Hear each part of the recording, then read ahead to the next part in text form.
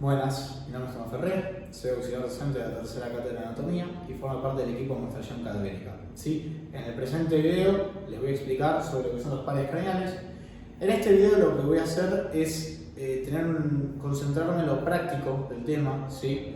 Y darle lo más práctico posible.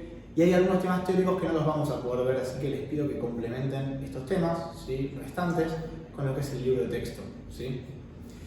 Vamos a iniciar con lo que son los componentes funcionales, ¿sí? Que a grandes rasgos los componentes funcionales hacen referencia a el tipo de información con la cual se relacionan los pares craneales, ¿sí? ¿Qué quiere decir con esto?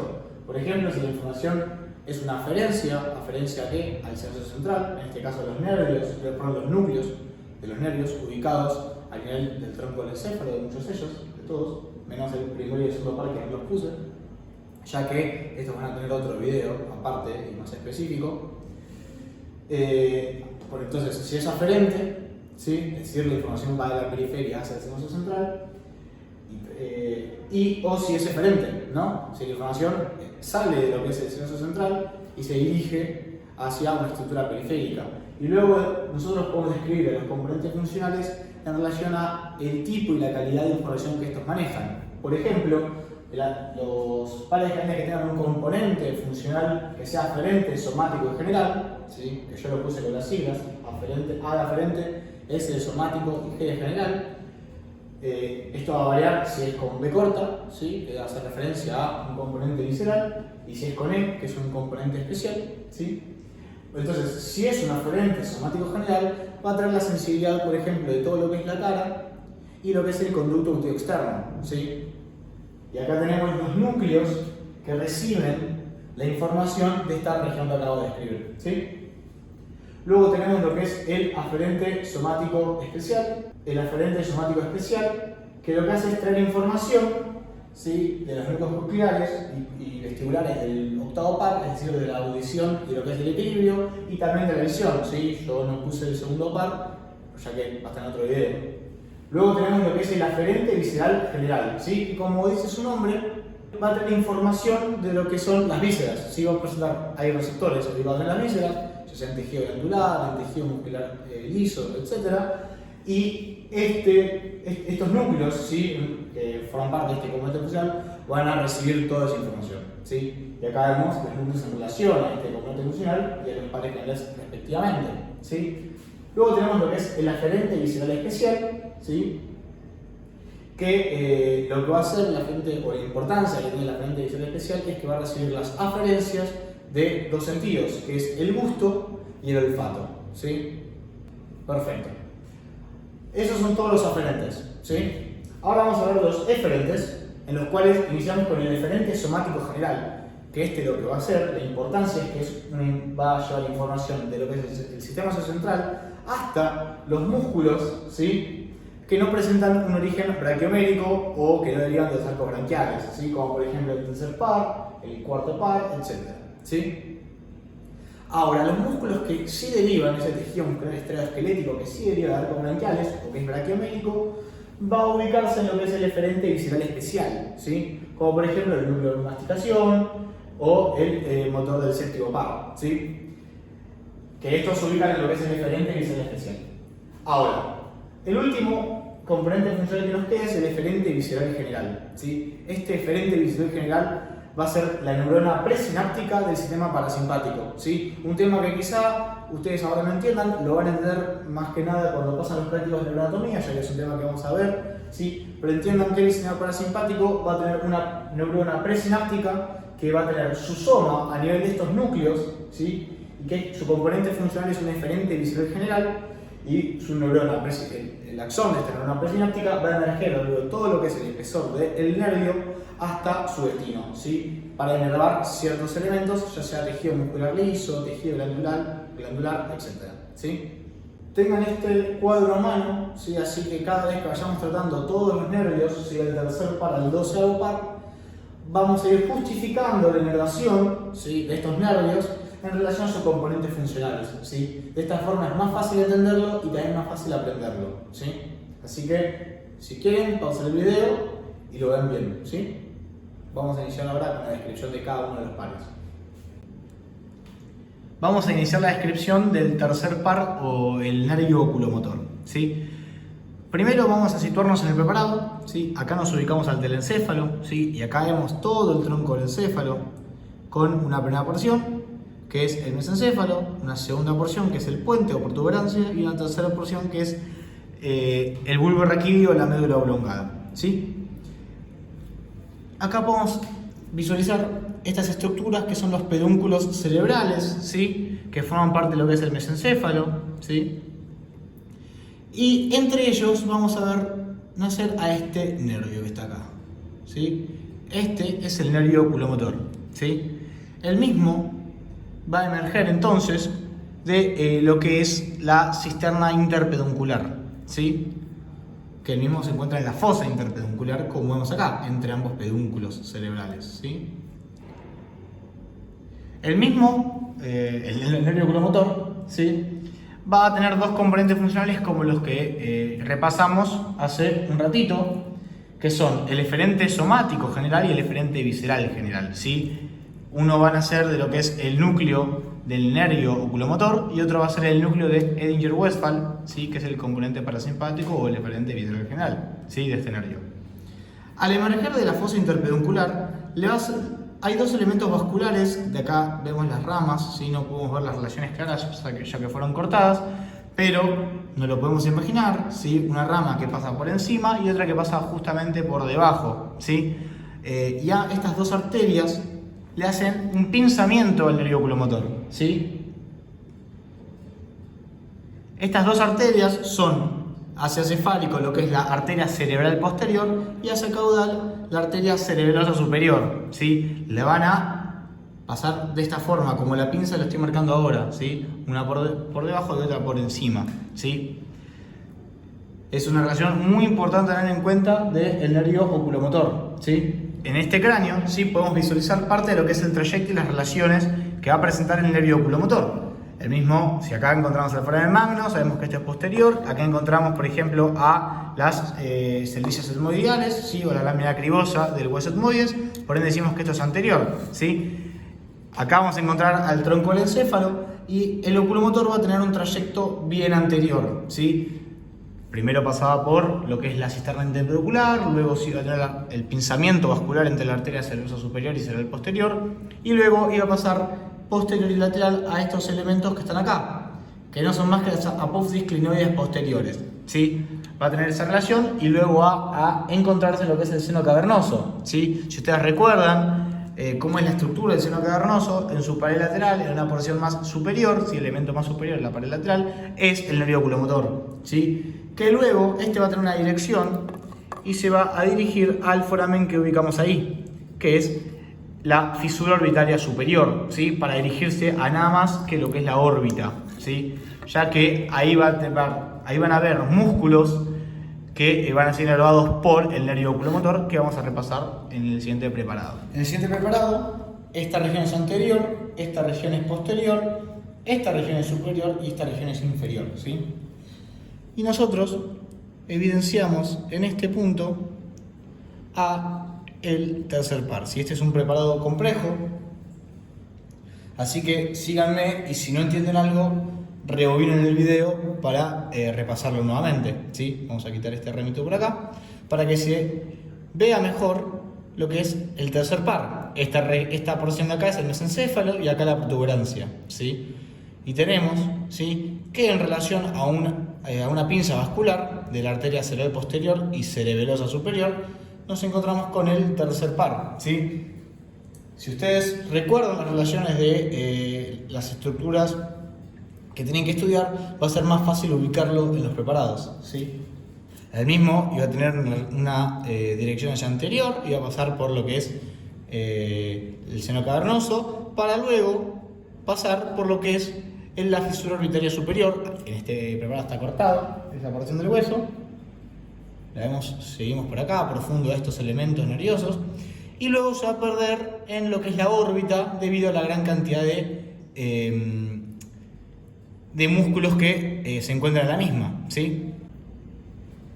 Nosotros podemos movilizar estructuras para poder evidenciar, ¿sí?, los dos ramos que va a dar el nervio oculomotor al llegar a la órbita, ¿sí? Muchas veces los da antes de ingresar a la órbita, ¿sí? Que es un ramo superior y un ramo inferior, ¿sí?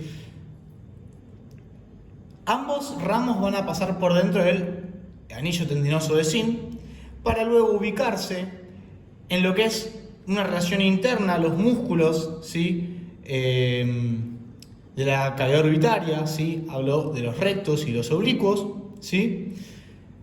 Para inervar a gran parte de estos, ¿sí? El ramo superior, ¿sí? Lo vamos a ver acá. Ven que este es acá tenemos a lo que es el globo ocular, acá tenemos un músculo en relación a lo que es su porción superior. Este no es más que el músculo recto superior del ojo, y acá encontramos el elevador, acá encontramos al elevador del párpado superior, ¿sí? Y adosado a su cara inferior nos encontramos con, ahí está, el ramo superior del nervio oculomotor, ¿sí? Que va a inervar a estos dos músculos, ¿sí? Si nosotros ahora movilizamos estas estructuras, vamos a ver en este punto al ramo inferior del nervio oculomotor, ¿sí?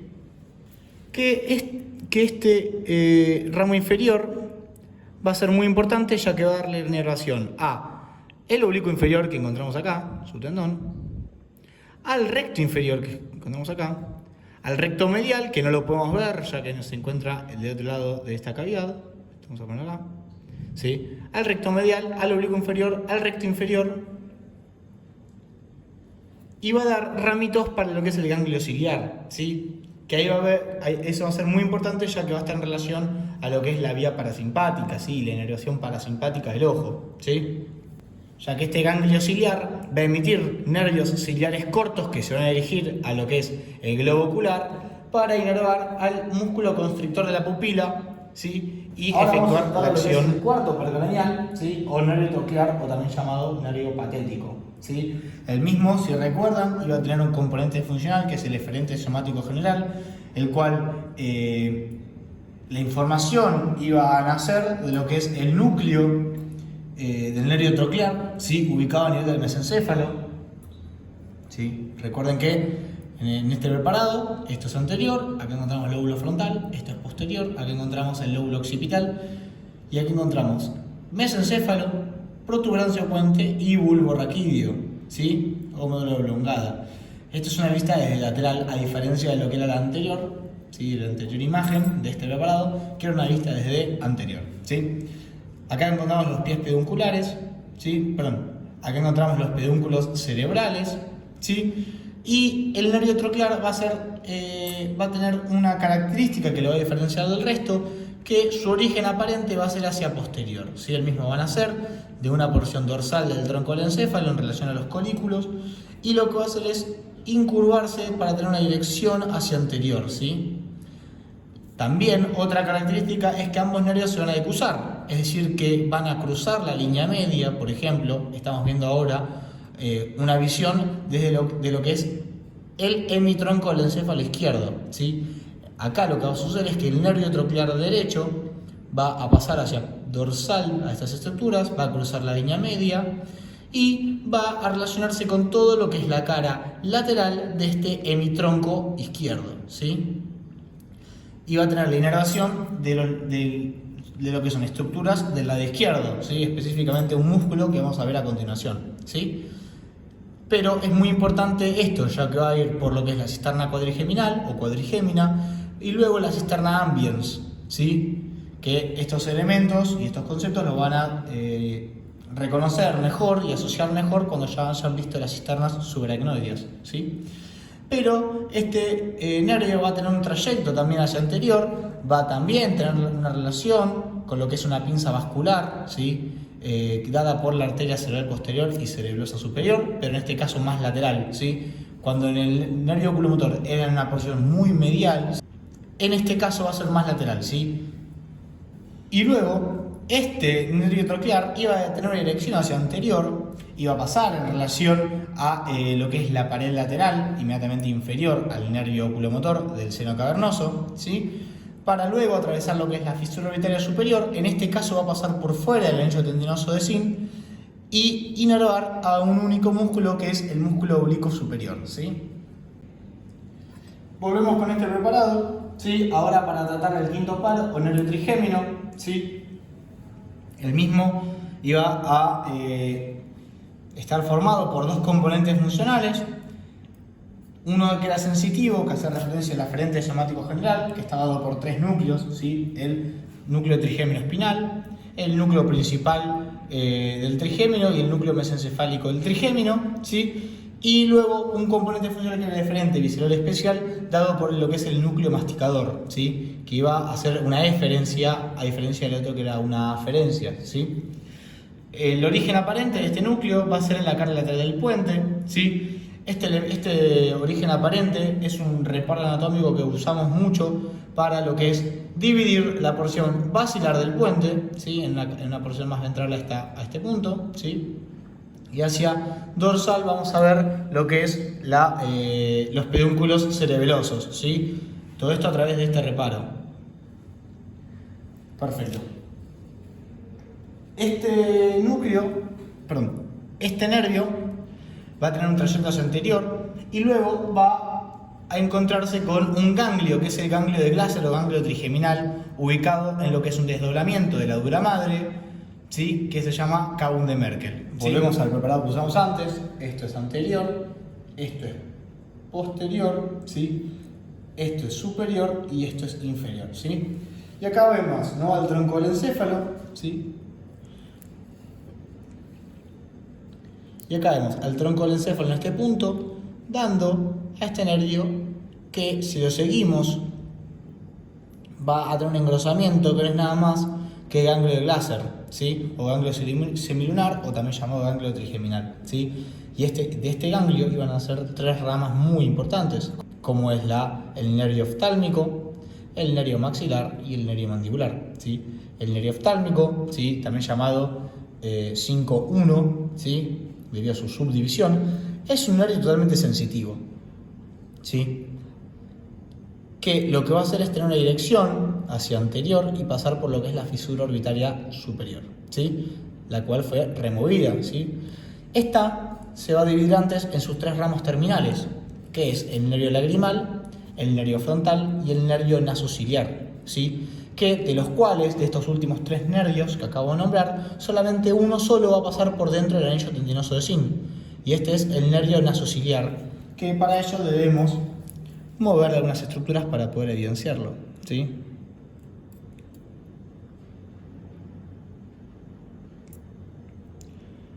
Y acá nos encontramos con el nervio nasociliar, ¿sí?, que va a pasar por dentro, ¿sí? Esto lo notamos en este punto, ya que vemos su relación, ¿sí?, más profunda en relación a los músculos de la cavidad orbitaria, ¿sí?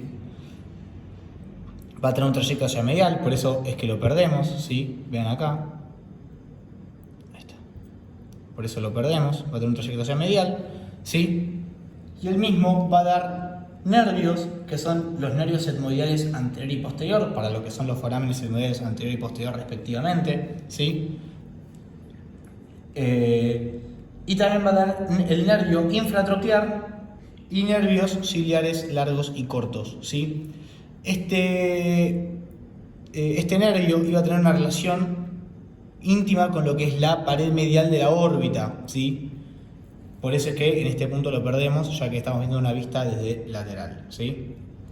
Otro de los ramos que va a dar el nervio oftálmico es este que vemos en este punto, que es muy fácil reconocerlo, ya que su dirección es hacia lo que es la glándula lagrimal, ¿sí? Pero no solamente su inervación va a ser a la glándula lagrimal, sino que también la sensibilidad de lo que es la conjuntiva y lo que es la porción lateral del párpado, ¿sí? Una aclaración que hay que hacer es que la información parasimpática para la inervación de la glándula lagrimal va a estar dado por fibras del séptimo par, que vamos a ver mejor cuando veamos al séptimo par, ¿sí? Pero ustedes sepan que con nosotros, cuando justificamos los componentes funcionales del nervio trigémino, en ningún momento había un eferente visceral general. Entonces, ¿cómo es posible que este nervio, que es el nervio lagrimal, inerve a la glándula lagrimal si el mismo no obtenía un componente funcional que se relaciona al mismo? Y la respuesta es porque los nervios se van a comunicar y hay fibras de un nervio que pueden asociarse con otro para llegar a algún destino, ¿sí? Y en este caso es lo que sucede con el nervio lagrimal, ¿sí? Recibe fibras de otro par craneal que va a de esta forma inervar a la glándula lagrimal, ¿sí? Esto no quiere decir que el nervio trigémino tenga este componente funcional, sino que únicamente recibe en parte del trayecto del nervio una comunicación y fibras de otro nervio, ¿sí? Por último, el último nervio que da, el nervio oftálmico, también es el frontal, ¿sí? Que al igual que el lagrimal, que esto no lo nombré recién, van a pasar por fuera del anillo tendinoso sin. Por eso son fáciles de ubicar. Como ven acá, están pasando con una relación superficial a estos músculos, como es el recto lateral, o el recto superior en este punto, ¿sí? Al tener esta relación, son más fáciles de ubicar en el preparado, ¿sí? El nervio frontal, que también va a tener dirección hacia anterior, y se va a dividir en dos grandes ramos, como es el nervio supraorbitario y el nervio supratroclear, ¿sí? La finalidad de ambos nervios es traer información, ¿sí? O sensibilidad de lo que es la frente, el cuero cabelludo, ¿sí? El puente de la nariz y la porción medial del párpado, ¿sí? Bueno, bien. De esta forma nosotros sabemos que el nervio oftálmico, ¿sí? En este punto, es un nervio totalmente sensitivo, ¿sí? El mismo va a traer la sensibilidad, ya sea el tacto fino, ya sea el olor y la temperatura, es decir, la termoanalgesia, de todo lo que es la región superior de la cara, ¿sí? Ahora, este es el segundo nervio del ganglio de Gassel o ganglio trigeminal, que es el nervio maxilar, ¿sí? El nervio maxilar, que ustedes recuerdan, lo visto previamente en módulos como esplácano o locomotor, va a atravesar el foramen redondo para dirigirse a lo que es la fosa pterigo-palatina, ¿sí? En donde vamos a encontrar, entre muchos otros elementos, lo que es el ganglio pterigo-palatino, ¿sí?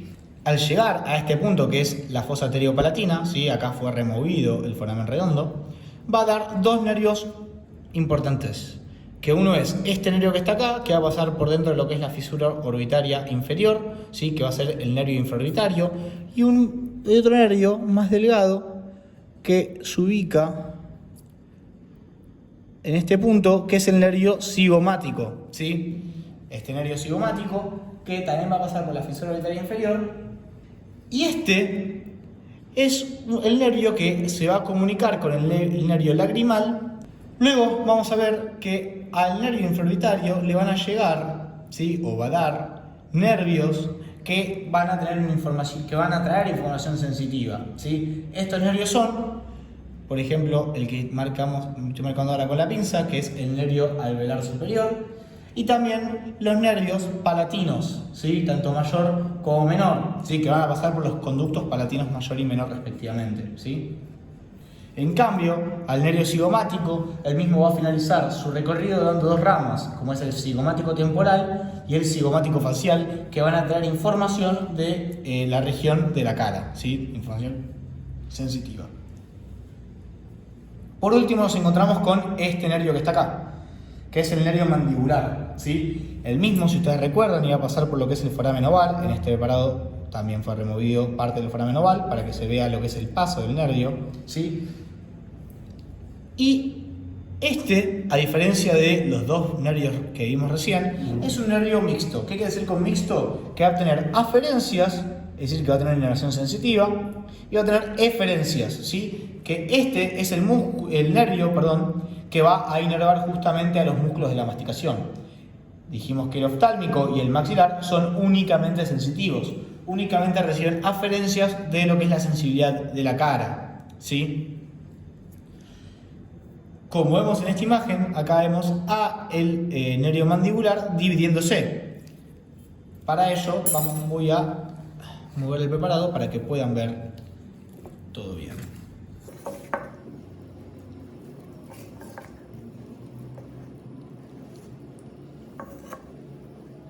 Perfecto.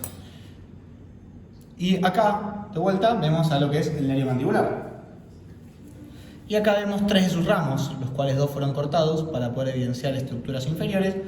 Y nos encontramos con este nervio, que es el nervio lingual, ¿sí? Otro de los nervios va a ser este, que es el nervio alveolar inferior, que ustedes recuerdan iba a pasar por el espesor de lo que es la mandíbula, ¿sí? Y este otro nervio que encontramos acá es el aurículo temporal, que va a tener una dirección hacia posterior, ¿sí? Va a tener una relación muy íntima con lo que es la arteria meningia media, que es una de las ramas de la arteria maxilar. El mismo le va a formar un ojal a esta arteria, ¿sí? Para que la misma pase entre sus fibras, ¿sí?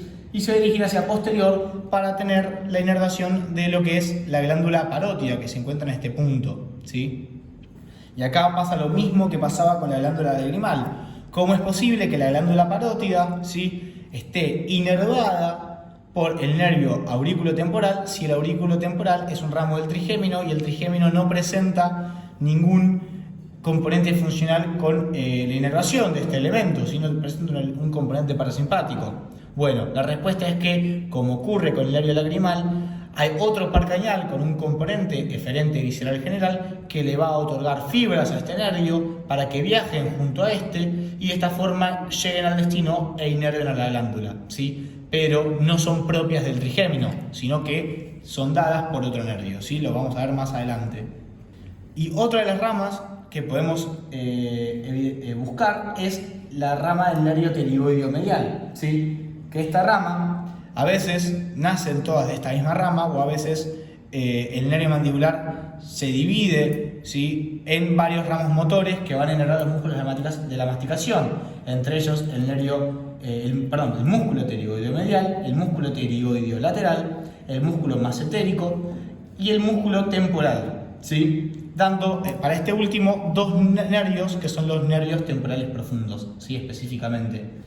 Y un elemento más a tener en cuenta es que del nervio alveolar inferior también va a tener una porción motora en la cual este mismo va a darle la inervación a lo que es el músculo miloioideo, ¿sí?, y al vientre anterior del digástrico, ¿sí?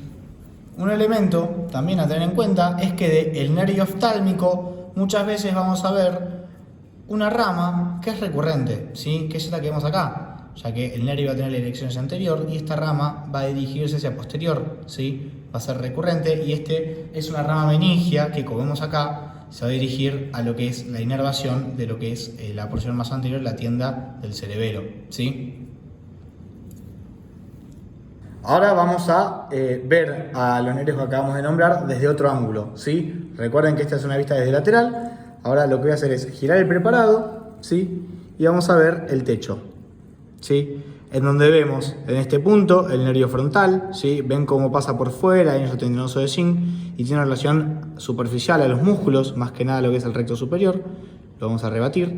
Vamos a ver al músculo oblicuo superior, ¿sí?, acá tenemos la tróclea y acá la inserción del mismo, ¿sí?, acá tenemos al alrededor del párpado y el recto superior, y si nosotros nos concentramos en la profundidad, vemos este nervio, ¿sí?, que pasa por dentro, el anillo tendinoso de zinc, y va a tener una dirección medial y se va a relacionar con la pared medial de la órbita y va a dar los nervios etmodiales, tanto anterior y posterior, y este es el nervio nasociliar, ¿sí? Entonces ya tenemos al nasociliar, al frontal y de vuelta al lagrimal, ¿sí? Si nosotros ahora queremos buscar los ramos del nervio oculomotor, lo que vamos a hacer es buscar el ramo superior muy en relación a lo que es el recto superior, en este punto, como marco con la punta de la pinza, y al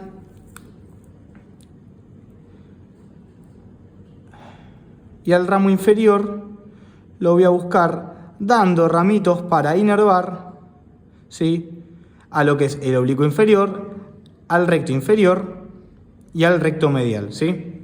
Vamos a continuar con la explicación ahora con lo que es el nervio abducens o sexto par craneal, también llamado motor ocular externo, ¿sí? El mismo va a tener un origen real a nivel de lo que es el núcleo para el sexto par y un origen aparente en este punto que es en lo que es el surco bulboprotuberancial o bulbopontino en una porción medial, ¿sí?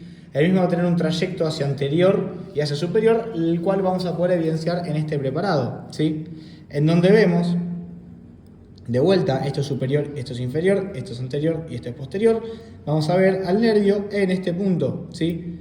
Con la punta de la pinza estoy marcando su recorrido, que viene de lo que es el surco bulbopontino, asciende con una dirección hacia anterior, va a pasar por un desdoblamiento de lo que es la dura madre, que se llama canal de Dorelo, para dirigirse hacia anterior. Va a tener una relación muy íntima con lo que es la arteria carótida interna, como vemos acá, ¿sí? Ahí se ve bien la relación. Dentro de lo que es el seno cavernoso, a diferencia de los otros pares canales que vimos recientemente, que esos forman parte de lo que es la pared lateral del seno cavernoso. Luego va a pasar por lo que es dentro de la fisura arterial superior, por dentro del anillo tendinoso de zinc, y lo vamos a ver adosado a este músculo que es el recto lateral, ¿sí? Ya que va a ser el músculo que va a inervar. ¿Cómo vemos ahí? ¿Sí?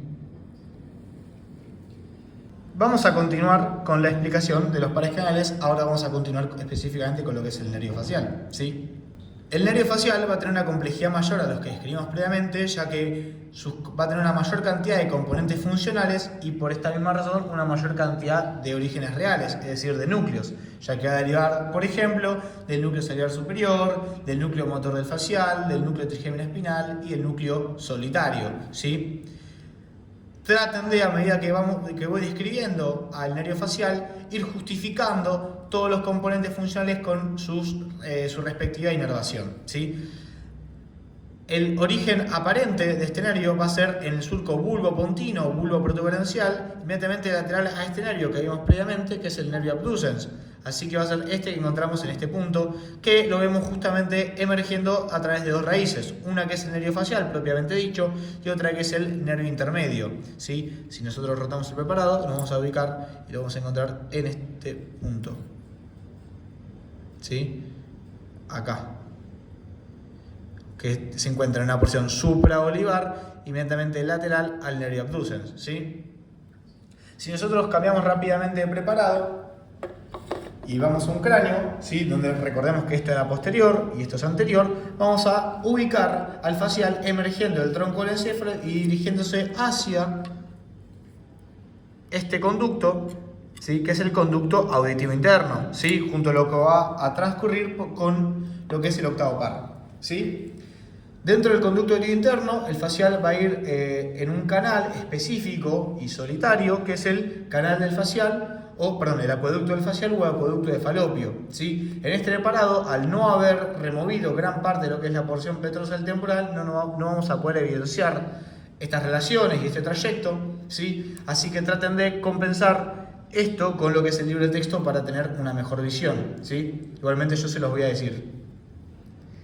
El nervio facial, junto al intermedio, en lo que es la porción petrosa del hueso temporal, va a dar nervios que se llaman nervios intrapetrosos, en los cuales encontramos, por ejemplo, el nervio del estapedio, que es un nervio muy importante ya que va a estar relacionado con la inervación de los músculos que van a contribuir a la fisiología auditiva, ¿sí?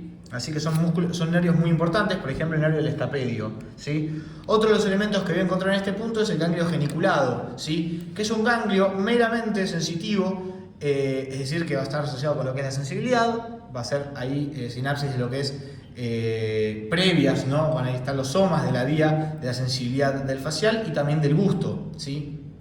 En este punto, en el ganglio geniculado, de donde entonces va a emerger un nervio muy importante que es el nervio cuerda del tímpano, que luego posteriormente se iba a asociar, si ustedes recuerdan, de lo que es el módulo de esplanología. El nervio cuerda del tímpano era un ramo del facial que iba a relacionarse con el nervio lingual y de esa forma llegar a la lengua para dar la inervación de la porción anterior de la lengua, ¿sí? Otro de los nervios que van a ser del ganglio geniculado es el nervio petroso mayor, ¿sí? Que va a tener una dirección hacia anterior, ¿sí? Para buscar este hiato, que es el hiato del nervio petroso mayor, ¿sí? El nervio petroso mayor que lo que va a hacer es buscar, ¿sí? Al foramen lacerum, ¿sí? Que lo estoy marcando ahora con la pinza, ¿sí?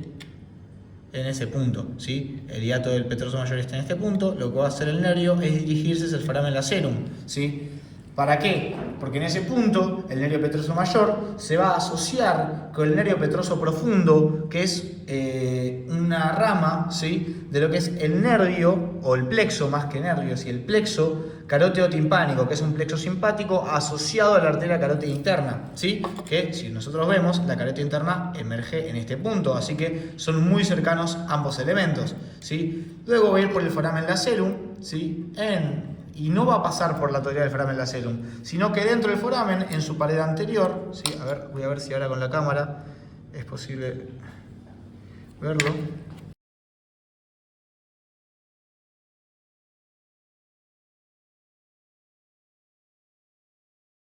Acá tenemos el foramen lacerum, ¿sí?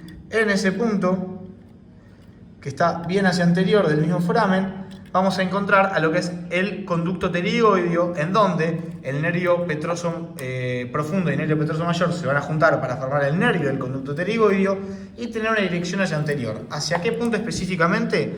Hacia la fosa pterigopalatina. ¿Sí? Si ustedes recuerdan, lo visto previamente en locomotor y en esplagno, la fosa pterigopalatina se iba a comunicar a través de un foramen, que uno de ellos era el conducto pterigoideo, ¿sí?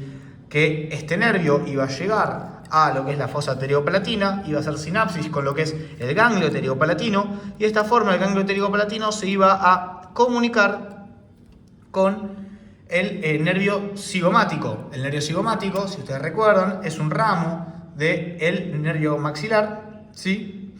Y el nervio cigomático, al pasar por lo que es la fisura orbitaria inferior, ¿sí?, iba a comunicarse con el nervio lagrimal, que también es un ramo del trigémino, pero no del maxilar, sino del oftálmico. Y el nervio lagrimal lo que iba a hacer era inervar a la glándula lagrimal. Y de esta forma justificamos la comunicación a través del nervio petroso mayor, que luego, cuando se junta con el nervio petroso profundo, forma el nervio del conducto pterigoideo, que luego, al dirigirse a la fosa pterigopalatina, va a hacer sinapsis con el ganglio pterigopalatino, que luego se va a conectar con lo que es el nervio cigomático, que va a pasar por lo que es la fisura orbitaria inferior, y este se va a comunicar con el nervio lagrimal, y este último va a inervar la glándula lagrimal, y de esta forma, como dije previamente, justificamos que un nervio que no presenta un componente funcional tal como lo que es el aferente visceral general es capaz de inervar a una glándula, ¿sí? Ya que el nervio facial, a través de todo este trayecto, va a enviar fibras que van a ir junto a ramos del nervio maxilar, ¿sí? Y posteriormente el nervio oftálmico, ¿sí? Luego, si nosotros vemos y buscamos desde la exobase, el nervio facial va a emerger por este foramen que está acá, que es el foramen estilomastoideo, ¿sí? De una forma muy fácil, ubicamos la fosa estiloides, ubicamos la fosa mastoides, entre ellos encontramos el foramen estilomastoideo, ¿sí? El facial va a emerger y va a tener este trayecto, ¿sí? Y como ustedes recuerdan de lo que es el módulo de esplagnología, el facial penetra la parótida sin inervarla y se divide en sus ramos, que son meramente motores para la inervación de los músculos de la mímica. Pero antes de penetrar la parótida, el nervio facial va a emitir otros ramos, ¿sí? Que se llaman ramos preparotidios, ¿sí? Que son tres, que son el ramo para el músculo estiloioideo, ¿sí? El ramo para el vientre posterior digástrico y el nervio auricular posterior, ¿sí? Que ambos, ¿sí? Los tres son preparotidios. Luego, el nervio facial, esto también lo vamos a repasar en un frasco, así que luego lo vamos a volver a repasar, pero ahora lo nombro. El nervio facial va a penetrar la parótida y se va a ir en dos troncos principales, como son el nervio temporofacial y cérvico-facial, que estos van a luego dividirse en ramos temporales, en ramos bucales, ¿sí? En ramos cervicales, etc., para inervar a los músculos de la mímica, ¿sí? Esto lo vamos a repasar posteriormente. Voy ahora a continuar con lo que es el nervio vestíbulo coclear o octavo par. Va a ser muy corto, ya que posteriormente en otros videos ya van a repasar la vía, ¿sí? Únicamente vamos a marcar, bueno, su origen real, ya lo dijimos, que era a través de los núcleos cocleares y los núcleos vestibulares, y este nervio iba a emerger en este punto, ¿sí? Como marco ahora con la punta del pincel, ¿sí? Iba a ser en el surco bulbo-protuberancial inmediatamente lateral, o una relación lateral a lo que es el nervio facial que mencionamos previamente, ¿sí? Y este, al igual que el facial, van a ir por lo que es el conducto etio interno, ¿sí? Continuando con otro nervio, vamos a ver a este pequeño ramito que vemos acá, ¿sí? Que lo estoy levantando con la punta de la pinza, ¿sí? ese nervio. Ese es el glosofaringio, ¿sí? También es un nervio que va a tener múltiples componentes funcionales, ya que va a tener múltiples núcleos, como es el núcleo ambiguo, el núcleo celular inferior, el núcleo trigémino espinal, el núcleo solitario, ¿sí? Y este va a nacer, ¿sí?, de lo que es una porción, el bulbo raquídeo, ¿sí?, en el surco retroolivar. En esta visión nosotros estamos viendo en este punto el cerebelo, en este punto la región dorsal del tronco del encéfalo, ¿sí? Así que esto es una visión desde posterior y lateral, ¿sí?, en donde vemos justamente el glosofaringio emergiendo, ¿sí?, de lo que es un surco retroolivar en relación a este paracaidal que vamos a ver posteriormente, que es el nervio vago, ¿sí? Este glosofaringio que va a tener una dirección hacia anterior y va a pasar por el foramen yugular, ¿sí?, junto a los pares canales que vamos a ver a continuación, ¿sí? Al pasar por el foramen yugular, el glosofaringio va a buscar y ser satélite en cierto punto o tener una relación muy íntima con lo que es el músculo estilofaringio, ¿sí? Si rotamos el preparado, vamos a evidenciar su trayecto, ¿sí? Acá tenemos al glosofaringio descendiendo, ¿sí?, ya que el mismo iba a finalizar en la lengua, ya que iba a darle inervación tanto sensitiva como sensorial a la lengua, ¿sí? Entre otros de los ramos que da son ramos timpánicos, ramos faringios, ramos linguales, también ramos tonsilares. Va a ir un ramo que se va a asociar con lo que es el seno carotidio y va a ser un regulador de la presión arterial, ¿sí? Y tanto musculares, ya que inerva al estilo gloso y al estilo faringio, ¿sí? Y otro de los ramos que da este nervio glosofaringio es un nervio petroso menor, ¿sí?, que para ello vamos a cambiar de preparado y vamos a volver al cráneo, ¿sí?, en donde este nervio glosofaringio, que va a ir por lo que es el foramen yugular, que estoy marcando ahora con lo que es la parte de atrás del pincel, ¿sí?, va a pasar por el foramen yugular y si nosotros damos vuelta, vamos a ver acá el foramen yugular y entre lo que es el orificio externo, el conducto carotidio y el foramen yugular, vamos a ver el conducto o conductillo timpánico de Jacobson, ¿sí?, que va a justamente tener como contenido al ramo timpánico del nervio glosofaringio, que va a tener una dirección hacia anterior, ¿sí? ¿Por qué? Porque va a emerger por este pequeño foramen que ubicamos en este punto, que se llama el hiato para el nervio petroso menor, que también, al igual que el nervio petroso mayor, ¿sí?, que recuerden que era el ramo del nervio facial, sí va a dirigir hacia el foramen lacerum, ¿sí? A diferencia del nervio petroso mayor, el nervio petroso menor iba a atravesar el foramen lacerum, ¿sí?, para encontrarse inmediatamente por debajo del mismo con lo que es el ganglio óptico, ¿sí?, donde va a ser sinapsis y de esta forma se va a comunicar con un ramo del nervio mandibular, que es el aurículo temporal, ¿sí? Y de esta forma el nervio glosofaringio se comunica con el nervio aurículo temporal y permite la inervación de la parótida, ¿sí? Y de esta forma justifican que la glándula parótida está inervada por el glosofaringio a través del nervio aurículo temporal, ¿sí? Perfecto. Vamos a hablar del preparado. Y ahora vamos a hablar sobre el décimo par craneal, o también llamado nervio vago o neumogástrico, que si dijimos que era el glosofaringio, inmediatamente por debajo y también su nacimiento a través de numerosas fibras, vamos a encontrar el nervio vago, que también, al igual que el glosofaringio, tiene un origen aparente en el surco retroolivar, ¿sí? Y este es inmediatamente inferior, como vemos en la imagen, al glosofaringio. El mismo va a tener una dirección hacia anterior, va a pasar por el foramen yugular, ¿sí?, y luego va a descender en lo que es la cara y el cuello, ¿sí? Recuerden que este nervio vago es un nervio muy importante, ya que iba a formar parte de lo que era el PBN del cuello, ¿sí?, iba a pasar y tener relaciones muy importantes en lo que es el tórax y iba a llegar a lo que es la cavidad abdominal para dar inervación a múltiples vísceras abdominales, ¿sí? Acá podemos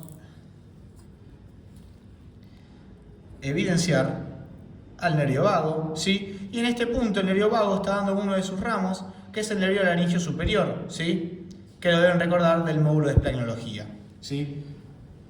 Luego, ya estamos finalizando, vamos a ver a este nervio que tiene este aspecto recurrente, ¿sí? Y este es el nervio accesorio, que el mismo se dice que depende de la biografía que ustedes lean, van a ver que pueden hacer únicamente de una porción espinal y luego ascender a través de lo que es el foramen magno para luego relacionarse con estos pares. Ahí está. Para relacionarse con estos pares y pasar por el foramen yugular. O también, según lo dicen otras bibliografías también recomendadas por la cátedra, va a tener un ramo espinal y un ramo vulvar, que el ramo vulvar va a nacer de lo que es el núcleo ambiguo, ¿sí? El nervio accesorio, al emerger por el foramen yugular, va a ir a inervar a dos músculos, que es el músculo trapecio y el músculo esternocleidomastoideo. Y ahora, para finalizar, vamos a hablar brevemente del hipogloso. Ya ustedes lo conocen del módulo de esplagnología.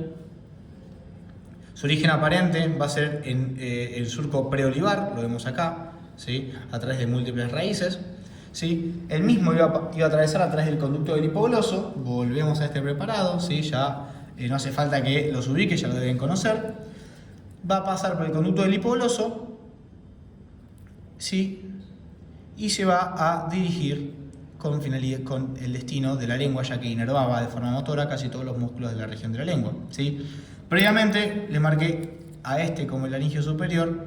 No, este es el hipogloso, el laringio superior es este que está por debajo, que vemos emergiendo del nervio vago, ¿sí? Entonces, este es el hipogloso, ¿sí? Vean sus relaciones, ¿sí? Y este es el nervio laringio superior, ¿sí? En el siguiente preparado vamos a ver que esto es posterior, esto es anterior, esto es inferior y esto es superior, ¿sí? Y en esta visión vamos a poder visualizar y hacer un repaso de los nervios que vimos previamente, ¿sí? Acá reconocemos fácilmente a lo que es el ganglio trigeminal, ¿sí? O ganglio de Gasser, dando sus tres ramas, una rama oftálmica, una rama maxilar y una rama mandibular. La oftálmica pasada por la fisura orbital superior, ¿sí? Y luego acá, en lo que es la órbita, podemos evidenciar numerosos nervios, como es este que está bien superior, ¿sí? Es el nervio frontal, ¿sí?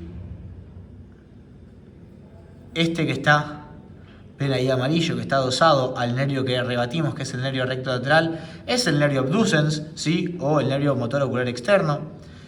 Ahora la punta de la pinza, del pincel estoy marcando lo que es el ramo superior del oculomotor, ¿sí? Recuerden que inervaba al recto superior y al elevador del párpado, que acá ven ambos, el recto superior acá y el elevador del párpado inmediatamente superior, ¿sí? Y acá ahora estoy marcando el ramo inferior, ¿sí? Que va a brindar inervación a los músculos oblicuo inferior, recto inferior y recto medial, ¿sí? En relación a la glándula lagrimal, vemos este nervio que es el nervio lagrimal, ¿sí? Que está acá, que asciende y se dirige a la glándula lagrimal, que recuerden que estaba en un espacio o una región superior y externa de la órbita, ¿sí? En relación a este nervio, que es el maxilar, que acá estamos en la fosa arteriopalatina, iba a dar este nervio que está acá, que lo marco ahora con la punta del pincel, que es el nervio infraorbitario, y inmediatamente superior, un nervio muy delgado y pequeño, es el nervio cigomático. Me doy cuenta que este es el nervio cigomático, el nervio infraorbitario, ya que recibe o da estos ramos, que son los nervios alveolares posteriores y superiores, y este que está acá, que es el palatino, ¿sí? Los palatinos mayor y menor. Vamos a estar un poco preparado para evidenciar esto mejor. Vamos a ver, ¿sí? Al nervio mandibular, dando por ejemplo el nervio auriculotemporal en este punto, ¿sí? Que se dirige hacia posterior y recibe una aferencia del ganglio óptico, a este que es el nervio alveolar inferior, ¿sí? A estos que son nervios motores para lo que es el músculo masentérico, para el pterigoideo medial, ¿sí? Y este nervio que es el temporobuchinador, ¿sí? Y si pueden evidenciar en este preparado, se ve como en ese punto recibe un nervio proveniente de la fisura petrotimpánica, ¿sí? Que si vemos rápidamente un cráneo en donde esto es anterior, esto es posterior, la fisura petrotimpánica es esta que marco en este punto, ¿sí? En relación a lo que es la porción petrósea y la porción timpánica, la porción petrósea en este punto y la porción timpánica del hueso temporal, ahí va a estar la fisura petrotimpánica, que por ahí va a emerger el nervio cuerda del tímpano, ¿sí? Para asociarse al nervio lingual, ¿sí? Que está justo puente por atrás. A ver, ahí sí, roto un poco el preparado, se puede evidenciar, ahora con la punta del pincel lo van a ver, esa punta del pincel marca el nervio lingual, ¿sí? Que se va a dirigir hacia lo que es la lengua, ¿sí? Ahora cambiamos de preparado.